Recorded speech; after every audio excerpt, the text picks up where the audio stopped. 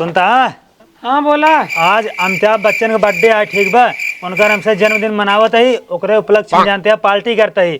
आइए तो उसी चंदा मांगे। हाँ तुम्हें हम काउ करी हैं, हम क्या बच्चन हमें खा के दे हैं, जाटे बर्थडे मनावा पार्टी में हम ना भाग।